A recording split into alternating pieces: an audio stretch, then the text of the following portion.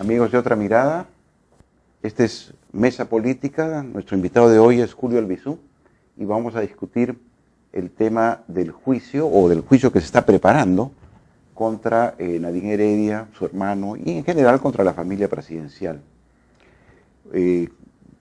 Creo que lo que mucha gente entiende con bastante claridad es que ha tenido Nadine Heredia y su familia una responsabilidad en el manejo de los fondos. Lo que no se entiende, y probablemente me incluyo en ello, es en qué consiste este cargo, digamos, este argumento de que ha habido lavado de activos. Sí, bueno, primero gracias por la invitación. El lavado de activos es un delito bastante peculiar, es un delito que requiere de un delito precedente para su comisión. ¿Qué quiere decir esto? Quiere decir que el delito de lavado de activos lo que imputa a un sujeto es que un dinero de origen ilícito es ingresado al circuito financiero o comercial ordinario, regular, ¿no? Para que allí se lave, allí se limpie, allí se pierda el rastro de ilegalidad que tiene. Y que te beneficie también. Y por supuesto que te beneficia, ¿no? Entonces es el ingreso de ese dinero para evitar, ¿no? Que la justicia haga lo suyo respecto del delito precedente. Eso supone la existencia de un delito precedente. Por eso digo, es un delito peculiar, es un delito que requiere de la probanza. No para su investigación, porque el año 2012 se modificó la ley de lavado de activos y se dispuso que para investigar el lavado de activos no se requiere identificar ese delito precedente, pero sí para condenar a un sujeto imputado por ese delito. Es decir, las investigaciones seguirán también para identificar al delito precedente. Entonces, por eso es que es un delito difícil, de difícil probanza, un delito peculiar, un delito muy complejo. ¿Qué se le imputa a la señora Heredia? Como la señora Heredia no es funcionaria pública, ¿no es cierto?, al hallarse este presunto desbalance expresado en las agendas y en estos testimonios que dan cuenta de que ella habría recibido dinero, ella y sus familiares, como donaciones para el partido, se le imputa lavado de activos. ¿Qué falta entonces hacer a la Fiscalía? Que abrió una investigación con indicios, como es regular. Se abre una investigación preliminar en el Ministerio Público apenas con indicios, no necesitas pruebas contundentes. ¿Qué le falta hacer? Le falta probar el delito en dos tiempos. Uno es que se pueda efectivamente conocer que las inscripciones en las agendas corresponden a la realidad.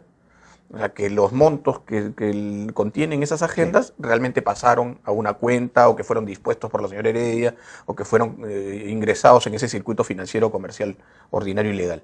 Eso es lo primero. Pero lo segundo es que la fuente de ese dinero es de origen ilícito. Y ese segundo punto es más, y ahí es donde estamos más difícil. en Y terreno todavía yo creo que más difícil. el fiscal no sé si va por buen camino. Yo me atrevería a decir que no. Creo que en la audiencia que todos han visto, que ha durado 14 horas, que estaba reservada o debió estar reservada para discutir la calidad en la que la señora Heredia afrontaba el proceso, porque esa es una nueva etapa del proceso. Sí. Hemos terminado la etapa fiscal y hemos ingresado a la etapa judicial. Y en esa etapa judicial el juez debe determinar de qué manera la señora Heredia o cualquier imputado afronta el proceso. Por lo tanto, hay una exigencia de pruebas. Hay una exigencia de pruebas, no de fondo, Paco. Es una exigencia, en este caso, este era un incidente para ver si a la comparecencia que ya se le había dado, es decir, libertad, afrontar el proceso en libertad, se le agregaba algo más intenso, que es el impedimento de salida del país. Entonces, las pruebas deberían haber ido solamente en función de conseguir certeza en el juez de que la señora estaba en capacidad de eludir la justicia, de irse, de fugarse, ¿no? O de no estar arraigada al país. Y lo que se ha visto es más bien la presentación de una serie de pruebas o medios de prueba de fondo. O sea, cosa que se va a ver en otra instancia del proceso. En otra etapa, o sea, como la carta, supuesta carta de Como la Chávez. carta, como todos los vínculos con lo que han dicho los presuntos colaboradores eficaces. Entonces yo creo que el fiscal ha hecho muy mal en poner todas las cartas sobre la mesa, porque eso ha provocado que la defensa de la señora Heredia ya conozca cuál es la hoja de ruta del fiscal. Entonces, yo creo que en este momento su expectativa, la del fiscal, es bastante compleja.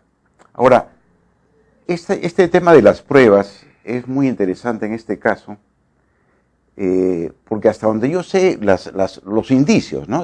O las pruebas indiciarias, en su gran mayoría o todas han salido de los medios, Sí. ¿no? Es el dinero de los mineros informales, o llamados informales o ilegales, es dinero de Venezuela, ¿no? Sí. Que habría llegado por canales irregulares, ¿no? Y se habría, entre comillas, lavado al haberse enmascarado, digamos, ¿no? En algunas entidades, y es dinero que habría provenido de empresas brasileñas, ¿no?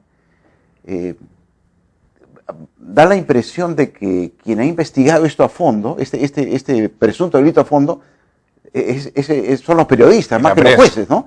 Y ahí yo veo una cuestión de que llama la atención, porque también en estos casos tan prominentes, ¿no? tan públicos, el propio sistema judicial se la juega. Sí, sin duda, y se juega su prestigio. Se juega su prestigio. Y creo que, insisto en la idea, creo que el fiscal, al adelantar además su mirada sobre el caso, su teoría del caso, explícitamente ha cometido un gravísimo error, sobre todo presentando pruebas como esta carta, que a todas luces es apócrifa, es falsa, pero además, ¿no? Presentando esos indicios que acopió durante la etapa de investigación en esta etapa, en este momento, en este incidente, donde simplemente se jugaba, ¿no? La posibilidad de que la señora afronte el proceso con impedimento de salida del país. En este momento lo que el fiscal tuvo que haber hecho básicamente es probar que la señora estaba en capacidad de fugarse. Lo demás debió reservarlo para el momento en que se discute el fondo del asunto. O sea, reveló su estrategia absolutamente, en un momento que no era el adecuado. Absolutamente, y creo que tiene mucho que ver con lo que dices, jugándose el prestigio del Ministerio Público y de la actividad que ha desplegado durante los últimos meses. Ahora, esta es la primera vez en la historia que se procesa a la familia presidencial y a un partido político por recibir fondos que parecen destinados parecen haberse lavado, ¿no? Sí. Las investigaciones de lavado de activos son puntuales, ¿no? Y se refieren más, digamos, a casos de ilícitos claros, digamos, narcotráfico, minería ilegal, digamos, ¿no? En este caso, el dinero no es necesariamente de origen ilícito. Digamos, Chávez, no sé si sea legal que una entidad extranjera aporte a la campaña. Es legal. Lo que no, en Estados Unidos no es ilegal esto. Exacto, no, acá tampoco. México, yo me acuerdo que financiaba a candidatos. Por lo menos no es punible desde la perspectiva del derecho penal. Es decir, eso no generaría el delito de lavado de activos. Por eso decía que es tan difícil de esto no tiene que ver con la ley electoral, no. Porque las dos como que se superponen, ¿o no? Sí, pero exacto, pero aquí lo que el fiscal tendrá que hacer, y luego el juez de investigación preparatoria, es probar que ha existido delito. ¿No es cierto? No una infracción administrativa, no una contravención a una norma legal de distinta naturaleza, sino un delito. Ya el fiscal adelantó, y creo que también en eso se equivoca, que el delito fuente podría ser el delito de peculado, que es un delito de corrupción. Para que eso pasara, tendría que haber ocurrido el delito en Venezuela, por ejemplo. Es decir, que el dinero sea de fondos públicos de Venezuela. ¿Y eso cómo lo va a probar el fiscal? Es más, yo me preguntaría si acaso el fiscal ya adelantó alguna diligencia respecto de esa pretensión, es decir, si cursó una comunicación a Venezuela preguntando si hay algún tipo de investigación.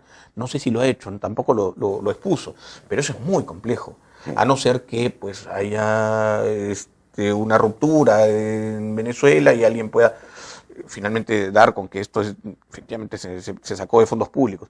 Me parece mucho más sostenible la idea de Brasil, de Odebrecht y OAS, me parece que son las empresas. OAS. ¿Por qué me parece más sostenible? Porque en ese caso sí hay una investigación en Brasil, que es la investigación del caso Lava Jato, que tiene que ver con el sinnúmero de actos de corrupción que han cometido una serie de funcionarios brasileños, empresarios brasileños, y que podría probar eventualmente que el dinero que provino de esas empresas sí tiene origen ilícito. Sí.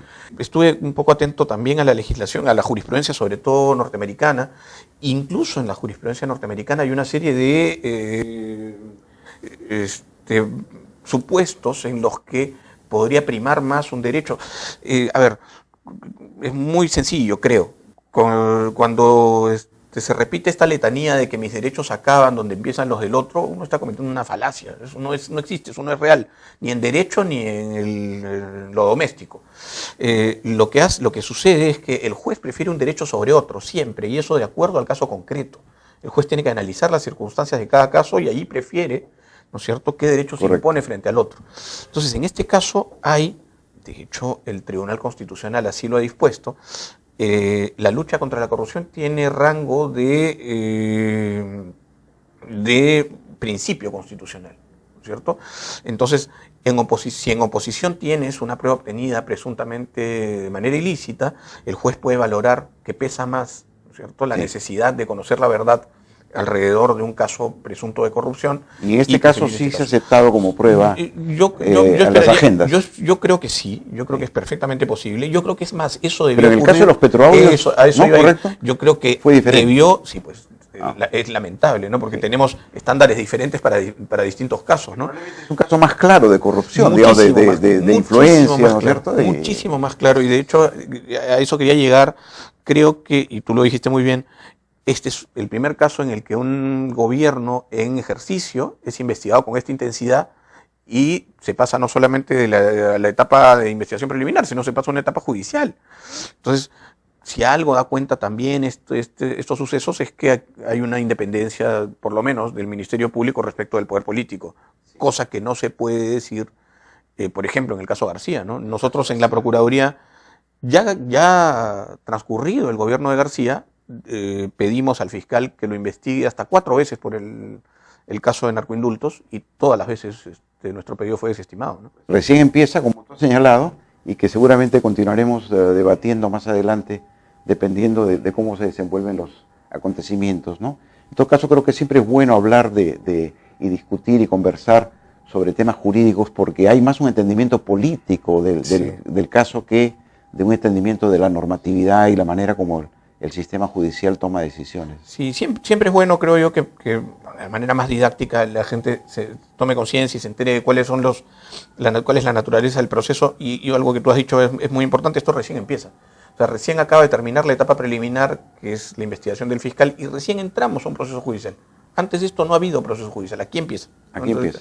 Y tenemos todavía, sobre todo en este delito, una larga ruta que recorrer, ¿no?